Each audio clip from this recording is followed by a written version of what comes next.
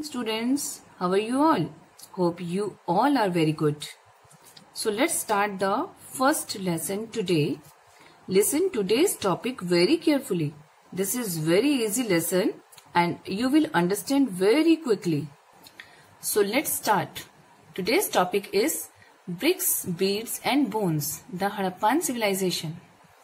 Students, here pictures of seals are given. So seals, मोहर, ये हड़प्पा की मोहर है एंड सील्स जो होती थी वो पत्थर से बनी होती थी, स्टेटाइट पत्थरों से बनी होती थी, सेलखड़ी नामक पत्थरों से। और इसपे एनिमल्स के पिक्चर्स देख रहे हैं आप, ये बने होते थे। और स्क्रिप्ट के साइन आप देख रहे हो यहाँ पे, ये स्क्रिप्ट भी बनी हुई है, स्क्रिप्ट के साइंस इसमें हैं जो कि अभी तक डिसाइफर नहीं हो पाए हैं।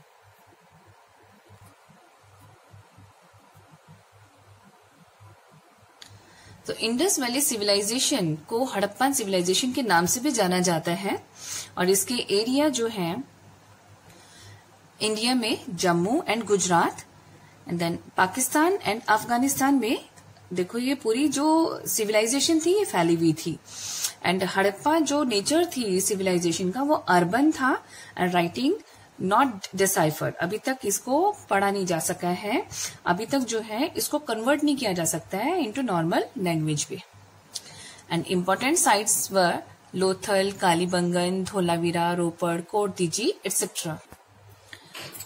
हड़प्पा साइट्स, तो ये इसके एरियाज देखिए, मांडा, राखीगिरी, बनावली, कालीबंगन, कोट दीजी, चन्हुदड़ो, आमरी, मोहनजोदाड़ो, बालाकोट, धोलावीरा, नागेश्वर, रंगपुर, लोथल, ये सब Harappan civilisation, mature Harappan civilisation जो है उनकी साइट्स आप देख रहे हैं। So Harappan civilisation was divided into 3 period. The first period is also known as the early Harappan culture before 2600 BCE and period 2 was also known as mature Harappan culture, जो पूरी विकसित हड़प्पन कल्चर थी 2600 BCE to 1900 BCE, and period 3 was also known as late Harappan culture after the extent of 1900 BCE.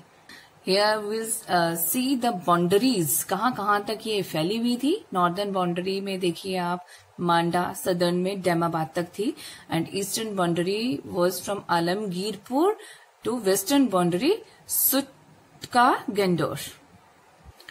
So characteristics of the Harappan civilization, it was divided into 2 sections. The first one is the citadel and the second one is the lower town.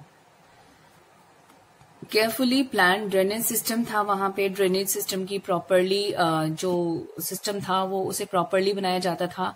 Eight burial in Harappa site the dead were generally laid in pits, sealing were used to facilitate long distance communication and exchange जो थे वो भी control होते थे by precise system of weight से, usually made of a stone called chert नाम का एक पत्थर होता था, उससे ये भार वगैरह एक कंट्रोल किए जाते थे। जनरली क्यूबिकल होते थे विद नो मार्किंग। तो सम आर्कियोलॉजिस्ट जो हैं उनका विश्वास ये था कि हड़प्पन सोसाइटी में कोई रूलर था ही नहीं, जबकि और आर्कियोलॉजिस्ट होते थे वो मानते थे कि वहां पे सिंगल रूलर नहीं होगा बल्कि सेवरल रूलर्स होंगे। ये इनके विचार इतने अलग अलग होते थे क्योंकि जो जो एविडेंसेस उन्हें मिलते थे उनके बेसिस पे ही वो एक बिलीफ बनाते थे।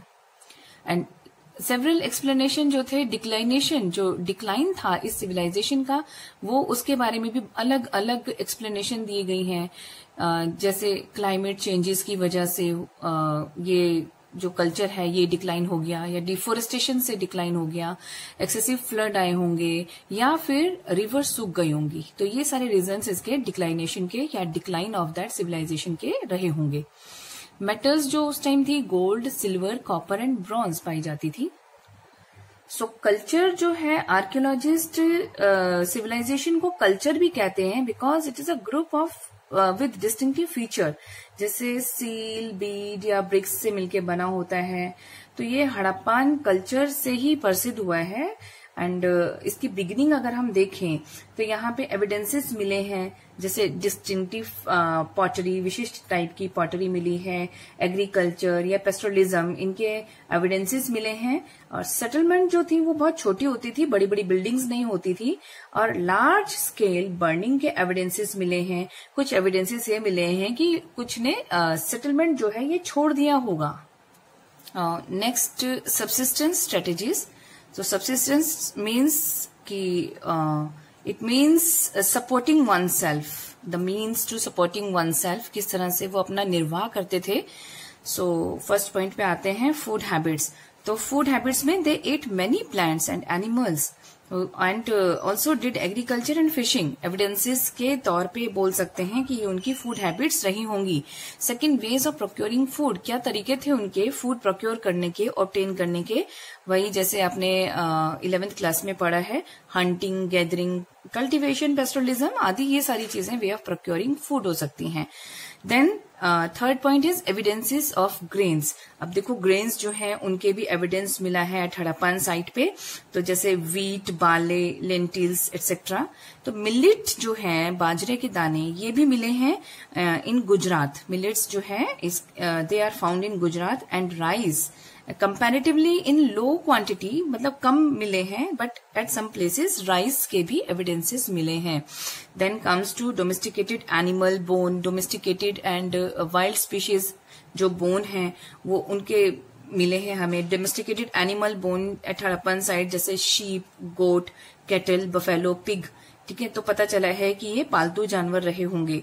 और वाइल्ड स्पीशीज के बोन मिले हैं लाइक बो, डियर एंड घड़ियाल, ठीक है। इनकी वजह से पता चला है कि इस तरह के जंगली जानवर जो है वो उस टाइम जो है वो रहते होंगे। एविडेंसेस ऑफ बोन्स हमें मिले हैं फिश एंड फाउल के। Fish and fowl means birds के, ठीक है, they were also found. So these animals were either domesticated और hunted by the Harappan people. Then comes to agricultural technology practices के बारे में अगर थोड़ा देखा जाए तो agriculture was the main occupation of the Harappan civilisation. अब उस सिविलाइजेशन, क्योंकि हमें एविडेंसेस मिले हैं ग्रेन्स के, तो इसलिए हम कह सकते हैं कि it was the main occupation. And actual agricultural practice is not known. Actual कौन कौन से तरीके होते थे वो पता नहीं चला है, लेकिन एग्रीकल्चर की जाती थी। Second one is bull was indicated on terracotta sculpture and seals show bull is known to them. अब बुल जो है टेराकोटा स्कल्पचर में उनकी मूर्तियां वगैरह मिली हैं या सील में बुल की तस्वीर मिली है, तो इससे पता चलता है कि वो बुल को जानते थे। They were familiar to bull. तो this is the picture of a terracotta bull. Ploughing was done by oxen. और जो खेती में खेतों में हल होता था, it was done by oxen. Oxen चलाते थे। मॉडल ऑफ प्लाव मिला है ना, हल का मॉडल मिला है, terracotta model of plough found at the site in Cholistan में and in at Banawali, Haryana में मिले हैं। Also found the evidences of cultivated ploughed field, है ना, इनके भी एविडेंसेस मिले हैं एट कालीबंगन, राजस्थान में। Field had 2 set of furrow. 2 set lines की 2 सेट होती थी, हल रेखा होती थी at right angles to suggest 2 crops grown together. तो जिससे पता चलता है कि 2 क्रॉप्स इकट्ठे ही उगाई जाती थी। And archaeologists are still try to identify tools for harvesting. तो आर्कियोलॉजिस्ट जो हैं वो अभी भी जो फसल की कटाई के लिए जो टूल्स इस्तेमाल होते थे उनको अभी भी पता करने में जुटे हुए हैं। And most of the Harappan sites were located in semi-arid lands where irrigation is required for agriculture. और ज्यादातर हड़प्पन की साइट जो थी ये सेमी ड्राई लैंड में होती थी, जहां इरिगेशन, एग्रीकल्चर के लिए इरिगेशन, वाटरिंग की जरूरत होती थी। Here the pictures of tools are shown. So evidences of irrigations were also found, like traces of canals, नहरें जो होती थी उनके ट्रेसेस पाए गए हैं at Shortugai in Afghanistan. Wells were also used for irrigation. कुएं का पानी जो था वो भी इस्तेमाल होता था वाटरिंग के लिए। And reservoir at Dholavira, Dholavira में रिजर्वियर पाया गया है जो स्टोरेज ऑफ वाटर होता था, तो गुजरात में ये भी पाया गया है। So here is the picture of reservoir at Dholavira. So next, ये second picture is about how artifacts are identified. Artifacts were the things जो उस टाइम के लोग जो चीजें बनाते थे, तो वो जो रिमेन्स हमें मिले हैं, तो हम ये कैसे हम आइडेंटिफाई करेंगे? This is the saddle quern. This picture is of saddle quern. Saddle quern is like a grinding implement जो ग्राइंड करने के काम आता था. और ये बहुत लार्ज नंबर में हमें मिले हैं. तो ये processing of food required grinding, that is mixing, blending, cooking, ये सब चीजों के काम आता था. And made up of metal, stone और टेराकोटा. ये जो आप देख रहे हैं ये इन चीजों का मिलके बना होता था. Now next come to Mohenjodaro. Mohenjodaro was an urban centre and architectural features of Mohenjo-daro. Let's look at the settlement. Settlement was divided into citadel and lower town. So this picture shows citadel, and here is the lower town. अब Citadel जो था ये special public purposes के लिए इसका इस्तेमाल किया जाता था. यहाँ पे मैसिव स्ट्रक्चर था जिसे वेयर हाउस के नाम से जाना जाता है, जैसे माल गोदाम. तो यहाँ पे रिमेन्स मिले हैं. सबसे नीचे जो था वो ब्रिक्स के हमें रिमेन्स मिले हैं. ऊपर का हिस्सा होता था वो लकड़ी से बना होता, तो डिस्ट्रॉय हो गया है. और ग्रेट बाथ भी यहीं पे मिला है. ग्रेट बाथ में देखिए जिस तरह से कोर्टयार्ड जो था वो मतलब एक लार्ज रेक्टेंगुलर टैंक का बना होता था, चारों ओर कॉरिडोर से घिरा होता था. और नॉर्थ साउथ में 2 सीढ़ियां बनी थी जो टैंक की तरफ जाती थी. किनारे पर ईंटों को सेट कर के जमाया जाता था और उसपे मॉर्टर ऑफ जिप्सम जो है वो लगाया जाता था ताकि उसे वाटर टाइट किया जा सके. सो तीनों ओर से जो कमरे बने हुए थे जिनमें एक में बड़ा कुआं होता था और टैंक से पानी जो है वो ह्यूज ड्रेन में से बाहर बह जाता था. सो नॉर्थ में लेन के दूसरी तरफ एक ऐसे छोटी छोटी बिल्डिंग्स जो होती थी जिसमें 8 तरह के बाथरूम बने होते थे. 4 कॉरिडोर के सामने होते थे और हर बाथरूम से ड्रेन कॉरिडोर के साथ साथ बने एक ड्रेन से मिलती थी. तो इस तरह से ये द ग्रेट बाथ जो था ये बना होता था. और यूनिकनेस क्या थी इसमें? यूनिकनेस थी कि ये रिलीजियस बाथ या स्पेशल रिचुअल बाथ के लिए इस्तेमाल किया जाता था. Now let's know about the difference between the citadel and lower town. Citadel was built on a raised platform. बड़े से प्लेटफॉर्म हायर पे होता था and lower town was located on the lower part of the platform. Citadel was small, high western part होता था, while lower town was larger, lower eastern section होता था, right? And Citadel was smaller but higher, whereas lower town was larger. In Citadel, public building like Great Bath was built, right? While in lower town, it had only residential building. सिर्फ लोग रहते थे यहाँ पे, right? And Citadel was fortified. Example, Dhalavira. And lower town separated by walls like boundary. Drainage layout. They were designed very carefully, planned very carefully. बहुत सावधानी से बनाया जाता था. Roads and street of lower town in Mohenjo-daro laid out in grid pattern. एक grid pattern में इनको पहले तो बनाया जाता था. That means कि intersecting at right angle पे काटते थे. Streets with drain were laid out first.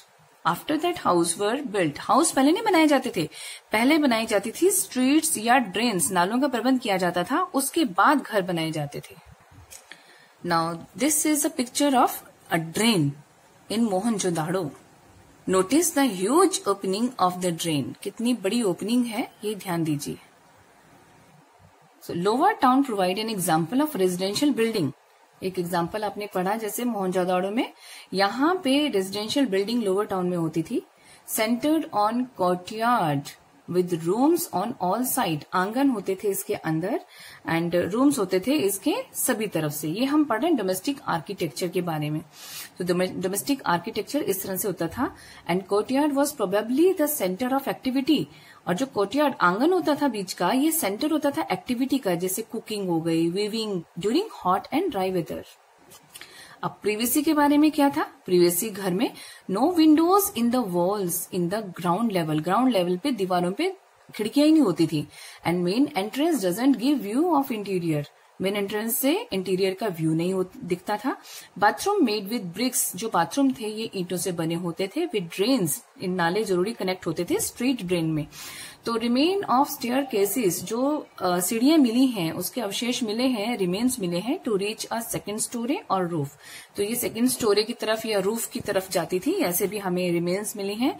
And wells were constructed in house perhaps used by passer by, तो घर पे भी कुएं बनाए जाते थे, शायद वो परहैप्स वो इस्तेमाल करते होंगे पासर बाय या आउटसाइडर्स के यूज करने के लिए भी बनाए जाते थे।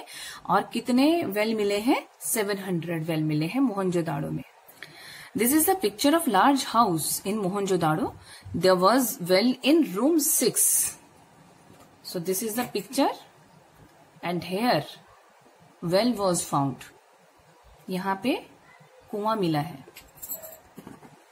That's it for today. I hope you have understood today's topic. So make notes of all the topics we have read today and keep them ready with you. I'll give you some questions and you have to answer that questions in your history notebook. Thank you.